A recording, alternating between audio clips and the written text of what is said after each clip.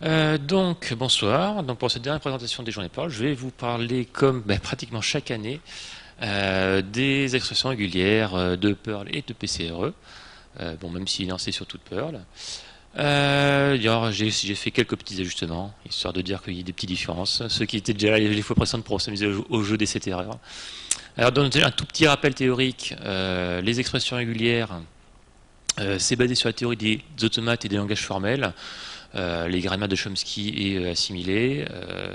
Donc il y a toute une théorie mathématique et informatique derrière.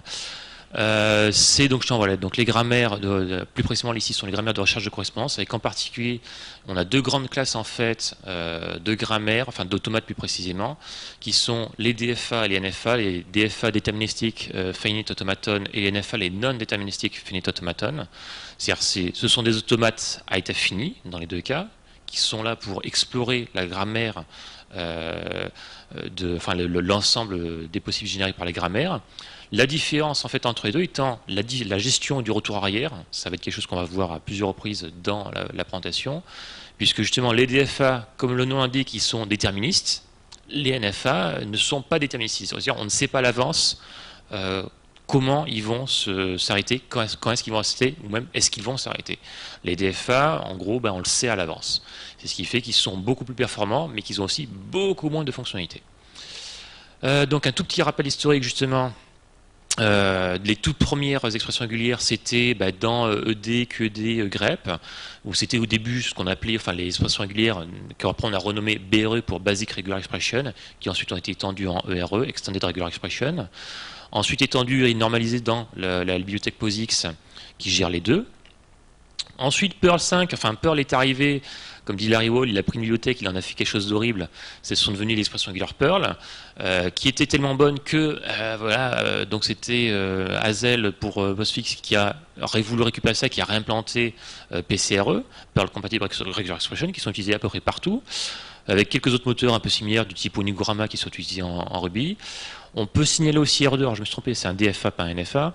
RE2 qui est lui justement un moteur DFA fait par Google à partir d'une bibliothèque déjà existante, qui donc est beaucoup plus rapide que Perl et PCRE, mais avec beaucoup moins de fonctionnalités. Mais il est vraiment conçu pour gérer des très gros volumes de texte. Imaginez Google. Et on peut dire un jour il y aura une autre forme d'expression régulière dans des formes beaucoup plus avancées qui seront Perl 6. Donc le fonctionnement de base, c'est de la recherche de caractères, on va chercher des correspondances. Pour ça, on construit un motif qui est composé de plusieurs types de caractères, plusieurs atomes. Premier des atomes, ce sont tout simplement les caractères normaux qui correspondent à eux-mêmes, c'est-à-dire on met un caractère A, ça veut dire on cherche le caractère A. C'est très bête, mais c'est la base. Donc on met dans une chaîne Hello World, on cherche Word, ça va correspondre. De même, l'espace par défaut n'a pas de valeur de signification particulière, donc c'est aussi il y a une correspondance en tant que telle. Et il faut faire attention que la correspondance, c'est toujours la première itération, la première occurrence qui va correspondre.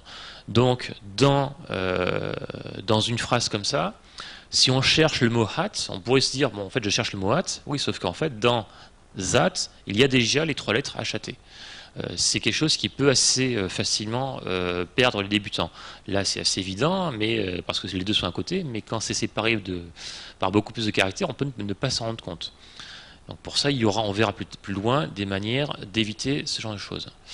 Le deuxième type d'atomes, ça va être plus précisément ce qu'on va voir, ce sont les métacaractères qui permettent de construire des atomes plus avancés. Tous ces caractères-là, on va en voir une partie au fur et à mesure. Le point important déjà, c'est que ceux qui ont une valeur particulière, il faudra les protéger si on veut qu'ils correspondent en tant que tels. Donc évidemment, quand on a le caractère plus dans une chaîne, comme il a une signification particulière, si on veut correspondre au caractère plus lui-même, il faut le protéger, sinon ça ne marchera pas. De même, alors là c'est un truc un peu spécifique à Perl, comme le slash, c'est le caractère de séparation qui permet de marquer les expressions régulières. Par défaut, il faut le protéger. Bon, sauf qu'en Perl, on peut changer ce symbole-là par autre chose, ce qui permet de simplifier et d'éviter de devoir protéger 50 000 fois les slash. Et le dernier point, ce sont les séquences d'échappement. C'est de manière générale aussi tout ce qui permet de créer des caractères de manière un peu générique. C'est-à-dire en mettant tout ce qui est genre les tabulations, anti/n, anti/t, enfin toutes ces choses-là. Aussi évidemment mettre des caractères par leur code hexadécimal, hexadécimal ou octal ou autre, pour mettre directement leur code point. Donc ça permet de mettre tous les caractères un peu qu'on veut. Ça en particulier ça peut être utile quand on veut mettre des caractères Unicode dont on n'a pas les moyens de les représenter en tant que tels dans le code source. Donc voilà, tout ça, ça correspond voilà, aux différents types d'éléments qui vont constituer un motif de base. Après, on va voir justement, dans tous les cas métacaractères, ça va permettre de constituer des ensembles un peu plus avancés, des atomes plus complexes. En premier, les classes de caractères qui vont correspondre à un ensemble de caractères. En fait, donc on les note avec crochet. Le principe, c'est de dire, là où on a une classe, c'est un des caractères parmi ceux de cette classe qui peut correspondre dans la chaîne cible. Donc ici, on a crochet B, C, R et ensuite AT. Le A et le T codent chacun pour le caractère eux-mêmes, mais dans la classe, c'est seulement l'un de ces caractères, c'est au choix l'un de ces caractères-là qui peut correspondre. Donc aussi bien, ça veut correspondre, ce motif-là, pourra correspondre aussi bien au mot bat, cat, que rat. C'est un moyen aussi comme ça de chercher de manière insensible à la casse, un ancien moyen, en mettant les lettres dans différentes cases. Bon, évidemment, en fait, il y a un moyen plus simple qui est de passer le modificateur /i qui dit on fait une recherche de manière insensible à la casse. On peut aussi spécifier dans les classes des intervalles de caractères en mettant 2 bornes et un tiret, ce qui est assez classique. Ça marche avec les chiffres, avec les lettres, en minuscules et en majuscules. Donc ça, par exemple, c'est un moyen assez classique de spécifier des nombres décimaux. On peut noter, justement, je vous parlais hier des problématiques liées à EBCDIC, le jeu de caractères qui est lié à certains systèmes IBM. Ceci fait ce que vous pensez que ça fait en ASCII, mais ça ne le fait pas en EBCDIC. Parce que en ASCII, entre le A et le Z, en termes de table, il n'y a que les lettres de l'alphabet, de A, B, C jusqu'à X, Y, Z. Et en EBCDIC, il y a quelques caractères de ponctuation entre-temps. C'est dommage, mais c'est comme ça. Donc ce genre de choses, techniquement ça marche en EBCDIC, mais ça va aussi correspondre à genre, je crois, il y a point virgule, virgule et point d'interrogation. Donc ça peut faire un peu des trucs bizarres. Donc un exemple un peu plus simple pour montrer, on peut cumuler. Et on peut aussi faire de la négation de classe en préfixant la classe par carrette, chapeau. Donc, c'est-à-dire, on va essayer de faire correspondre tous les caractères qui ne sont pas dans les caractères spécifiés ici. Donc, par exemple, cette classe-là, alors que la classe de base sans le carrette, c'était on cherche les caractères qui sont entre 0 et 9. Ici, on cherche tous les caractères qui ne sont pas ceux de 0 à 9. Il y a des raccourcis avec des classes prédéfinies en fait en Perl et en fait aussi dans PCRE. Point qui correspond à tous les caractères sauf le saut de ligne, sauf si on passe certaines options. Mais par défaut, c'est tous les caractères sauf le saut de ligne. Après, tous les autres en fait sont préfixés par anti-slash. Donc anti/d comme digit, c'est tous les chiffres. Un chiffre décimal évidemment, ce ne sont pas les chiffres décimaux. W comme word pour tous les caractères de mots, c'est-à-dire alphanumérique plus l'espace souligné, en sachant que cette définition-là, en fait, plusieurs de ces définitions-là peuvent changer en fonction de la locale. Et donc là, je présente les définitions, on va dire, de base en ASCII, local et C. Le anti/s qui correspond aux espaces, aux espaces normal, la tabulation, le saut de ligne.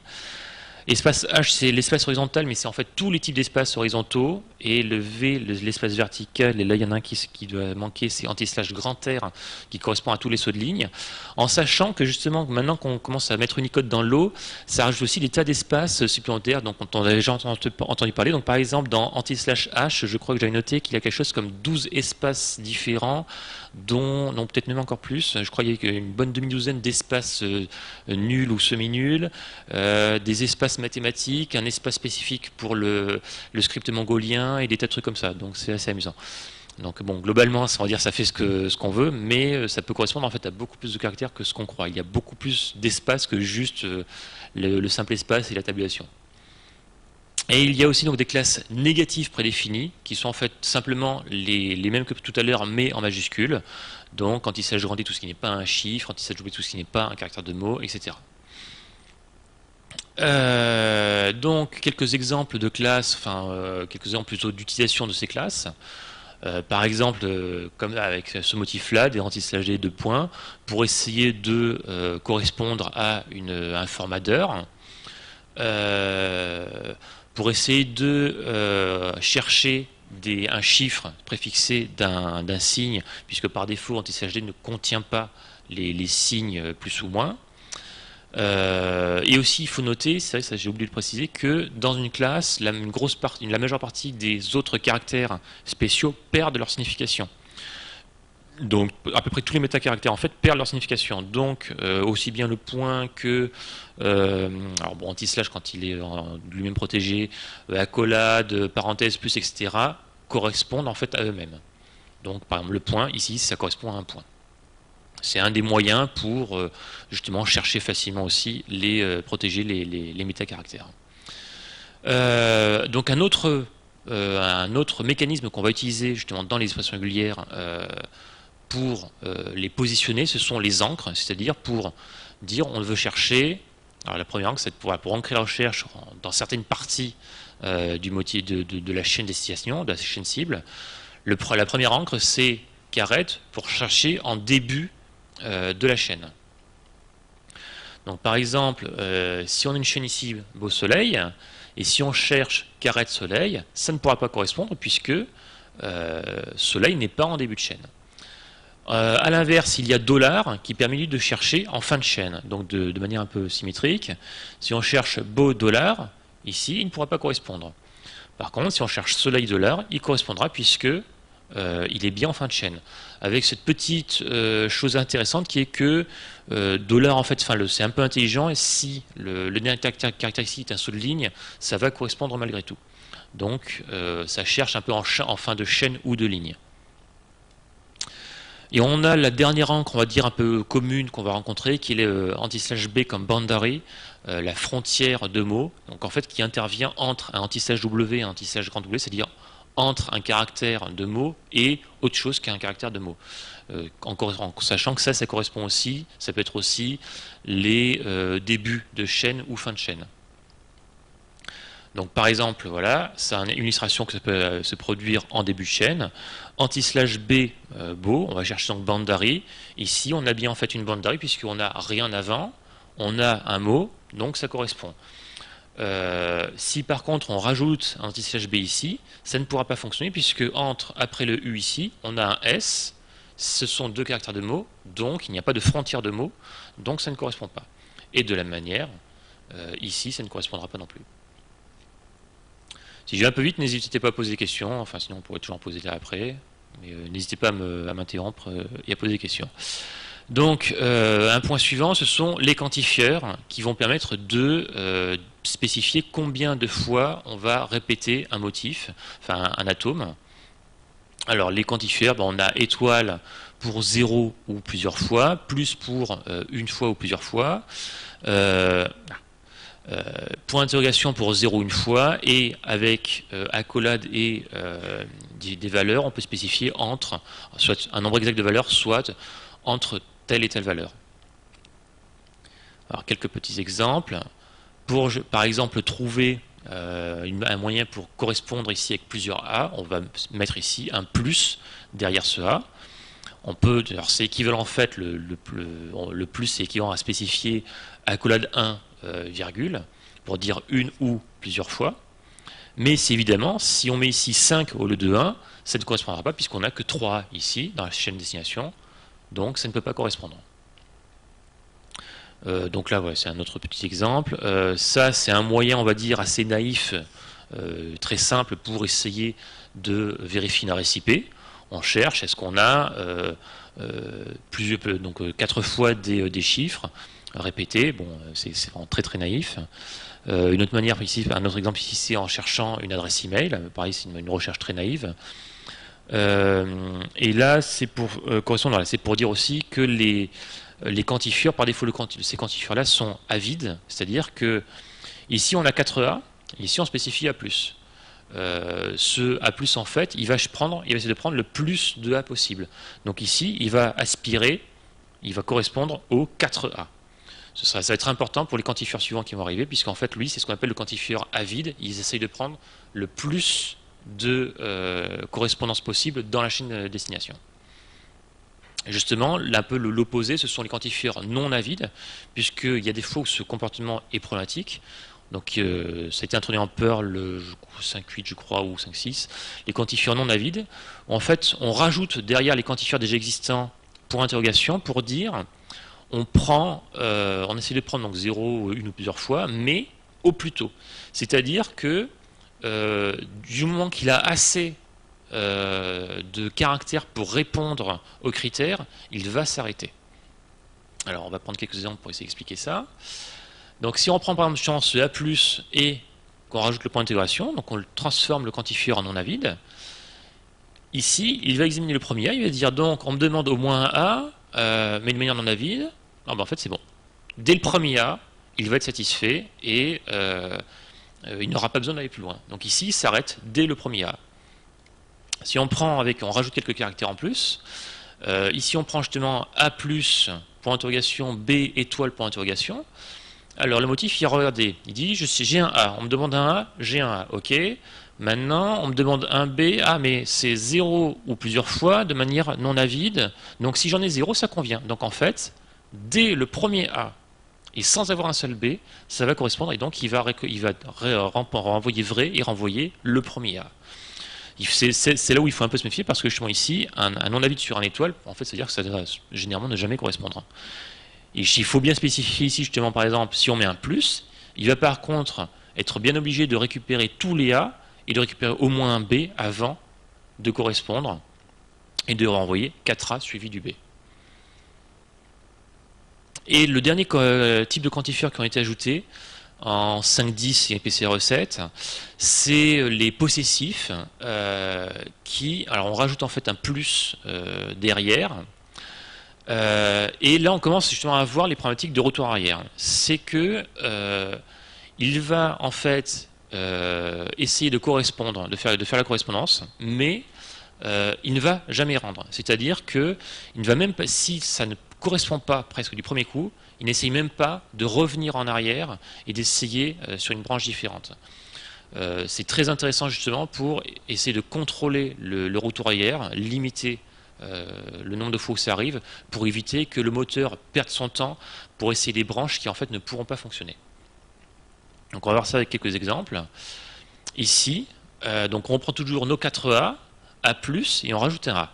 Donc, ici, il va chercher en fait, ce qui va se passer, c'est que comme avec le quantifieur qui ici est avide, le quantifieur classique, il va d'abord en fait essayer de prendre les 4A.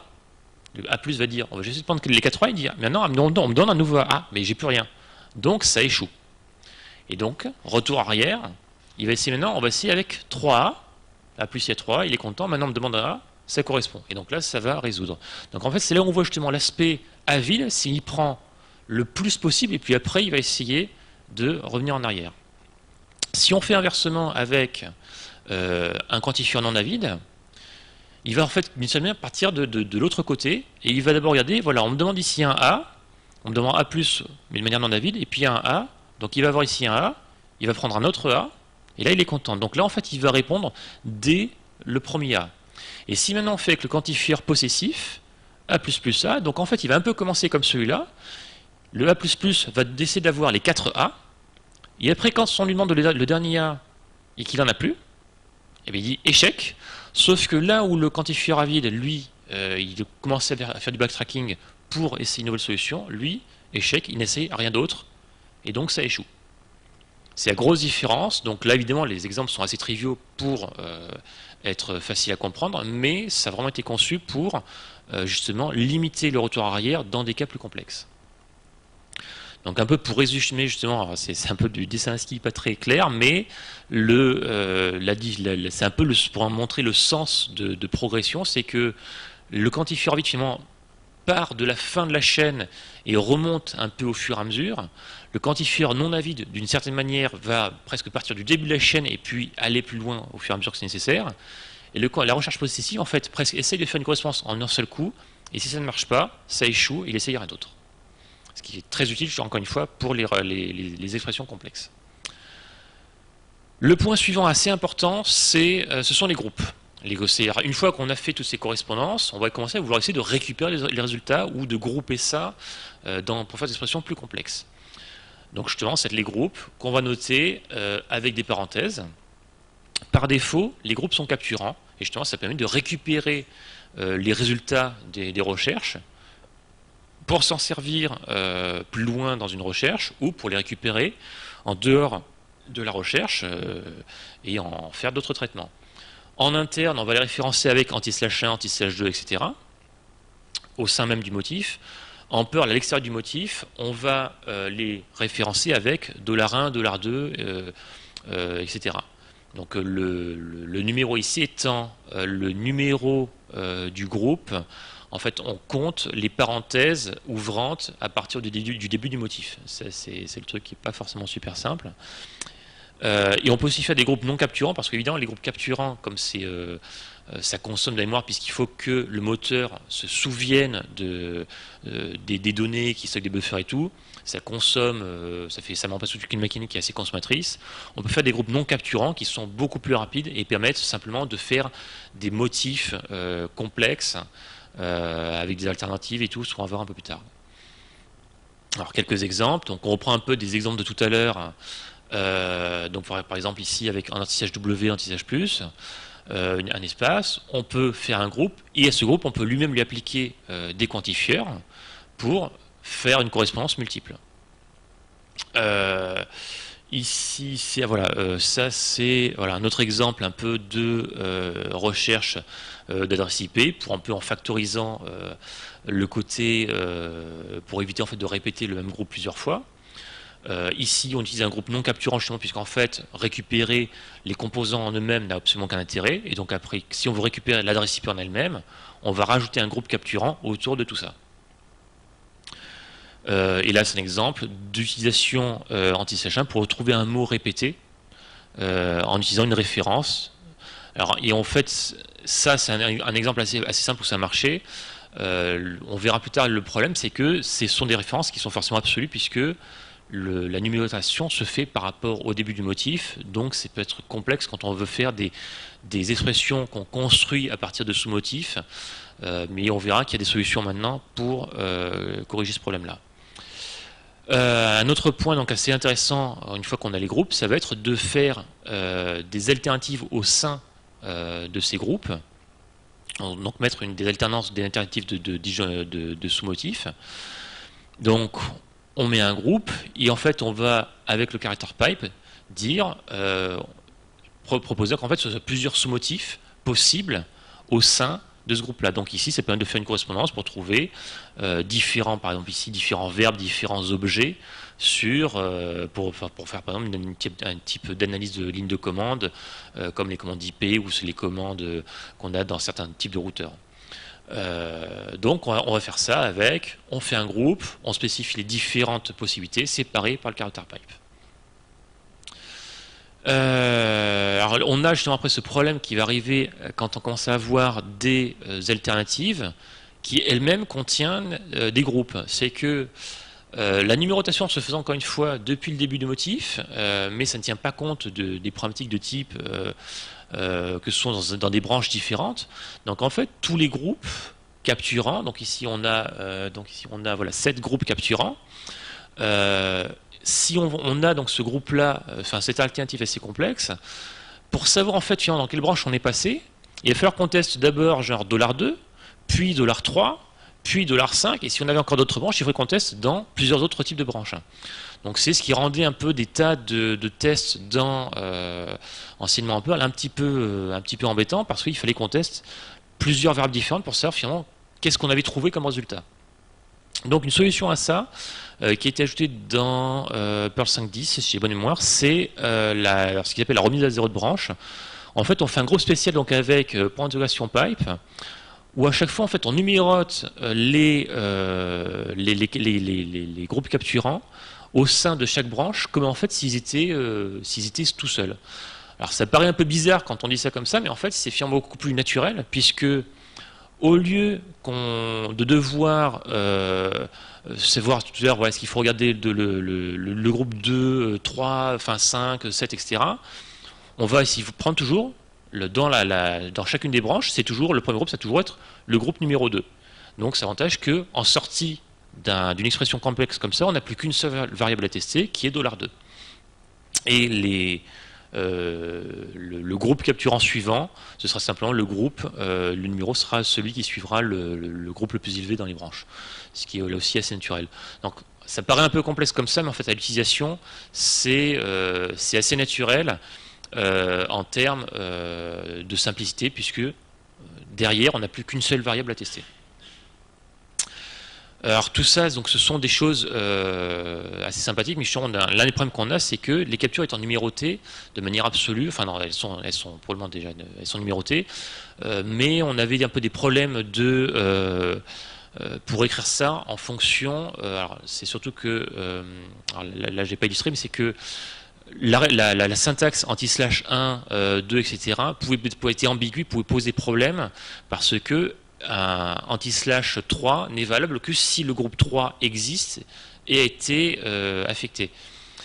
Donc, pour un peu simplifier les choses, il y a une nouvelle syntaxe qui a été introduite avec anti/g et un numéro qui permet de référencer de manière un peu plus simple les groupes. Donc ça, c'est une figure assez classique. Ce qui est plus intéressant, c'est qu'on peut aussi faire finalement un référencement relatif. Et là, ça commence à devenir vraiment très intéressant, puisque donc, par exemple, avec -1, on a comme un peu, c'est toujours le norme en Perl, c'est-à-dire l'élément précédent. Et donc là, on peut commencer à casser la problématique qu'on avait que les numéros de groupe étaient absolus, en référant maintenant les groupes par rapport simplement à une position relative, en disant, voilà, ça c'est un exemple assez typique, on construit une grosse expression avec plusieurs sous-expressions. Ça c'est typiquement voilà, un QR qu'on va vouloir inclure dans d'autres motifs. Avant on était obligé d'essayer de construire la référence du groupe de manière assez complexe. Maintenant on peut simplement référer avec anti/g-1 et on sait que ça va forcément se référer au groupe qui est juste avant. Donc ça simplifie énormément les choses. Et en fait maintenant il y a encore mieux, c'est qu'on peut nommer les captures, ce qui rend les choses encore plus claires. On spécifie le nom du groupe avec donc angle et un nom, et ici le motif, et on peut se référer, on peut utiliser ce motif.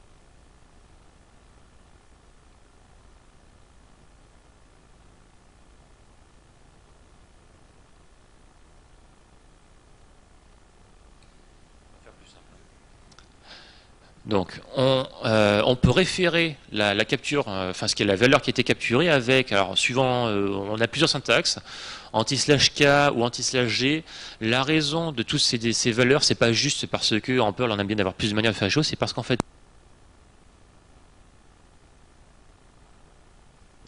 comme cette syntaxe a été ajoutée en Perl après PCRE, après Python, après .NET, et que tous avaient un peu des syntaxes différentes, pour simplifier les choses, et qu'en gros on puisse copier-coller facilement les expressions régulières d'un langage à l'autre, Perl en gros reconnaît un peu toutes les syntaxes.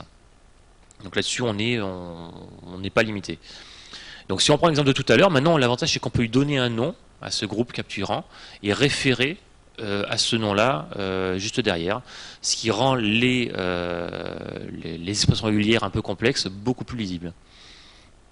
Alors, on peut ensuite aussi utiliser ça en dehors de l'expression régulière. Donc le $1, $2, etc. ça marchait quand on avait que ça ne marchait que quand on avait des groupes qui étaient numérotés. Pour se référer avec des noms, on va utiliser donc les variables lexicales spéciales %+ et %-. Donc %+ contient en fait l'équivalent de anti/g, donc c'est-à-dire le dernier groupe, la dernière référence au groupe capturé. Et anti-slash-moi, ça correspond à toutes les occurrences.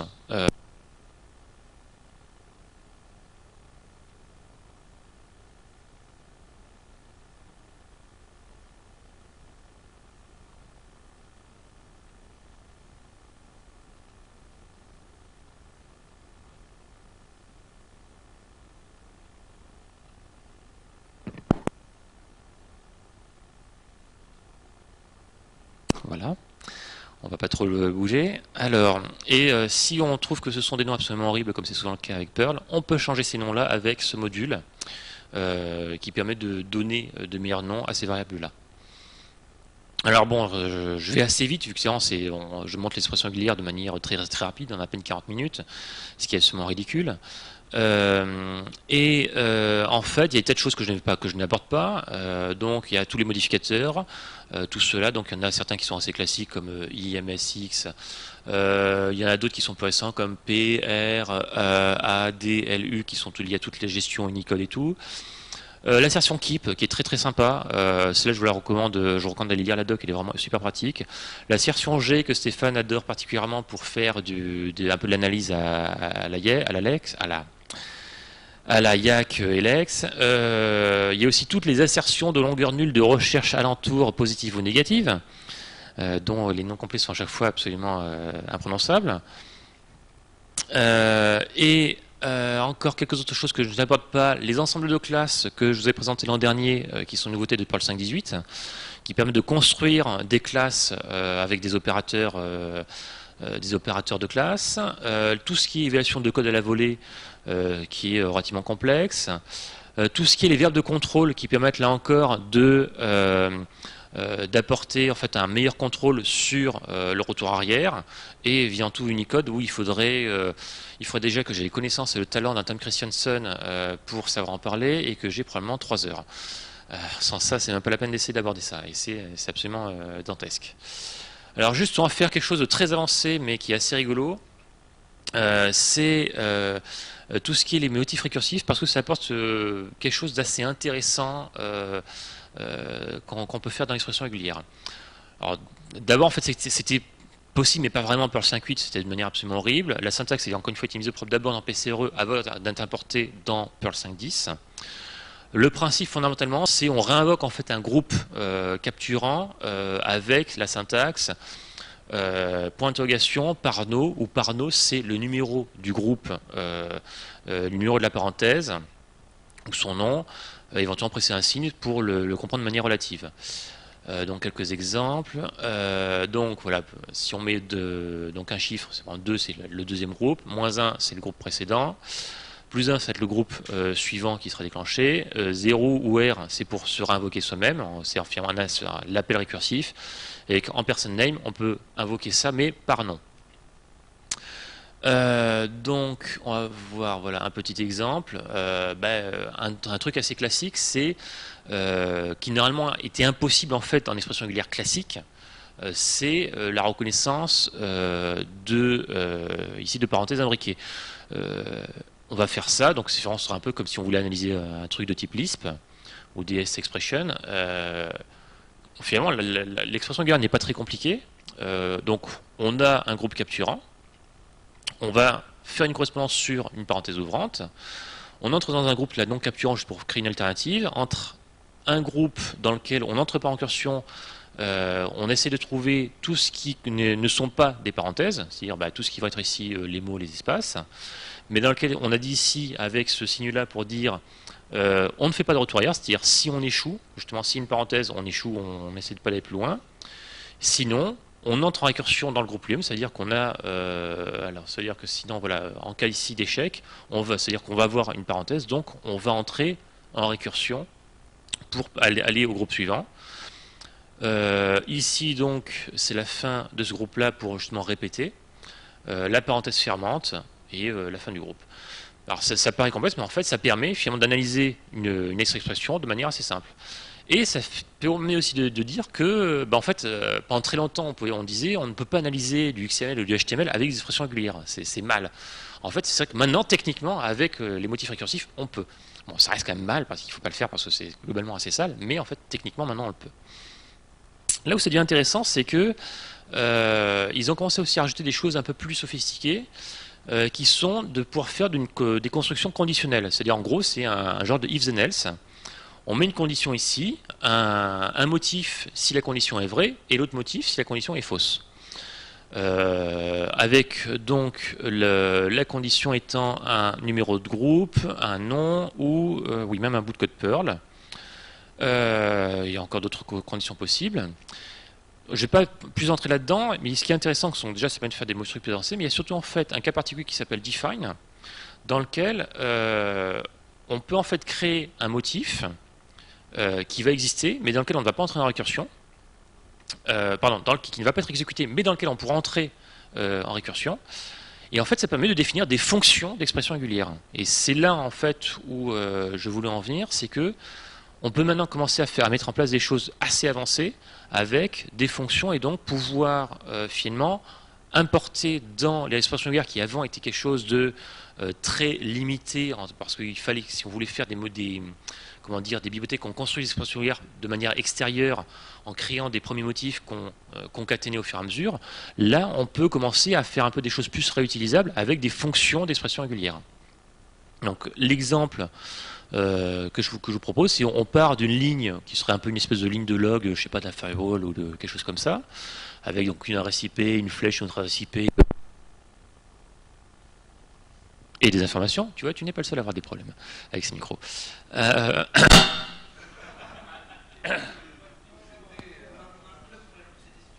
Oui, j'ai l'impression.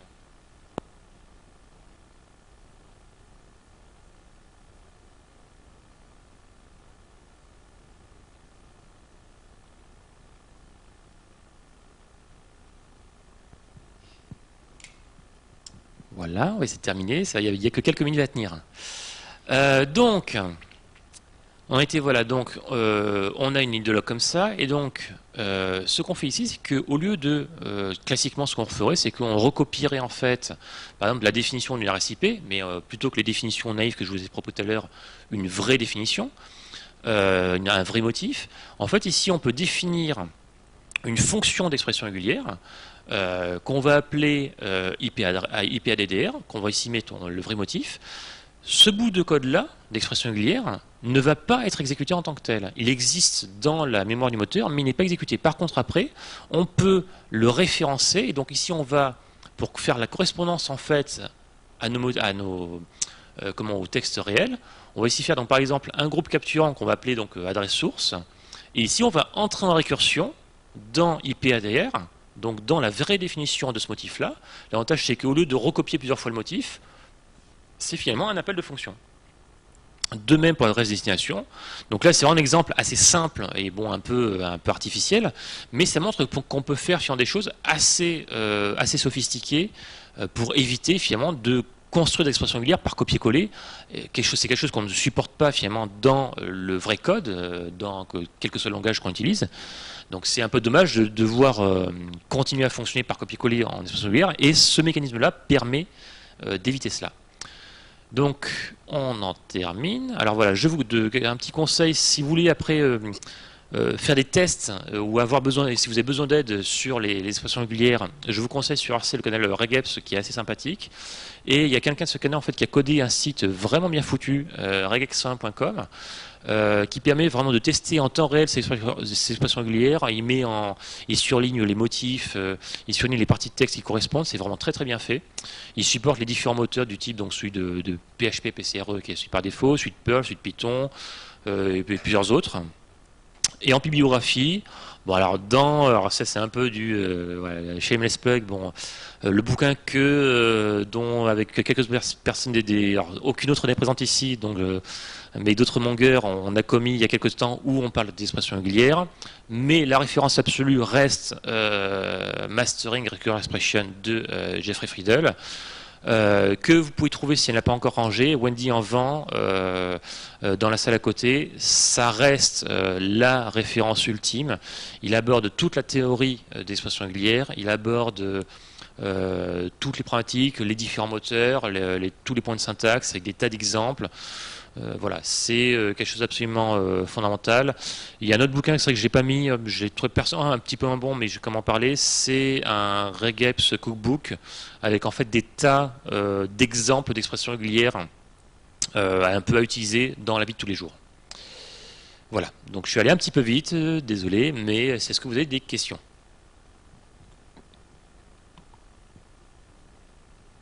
Je suppose que ce silence dit que la réponse est négative. Je vais donc vous remercier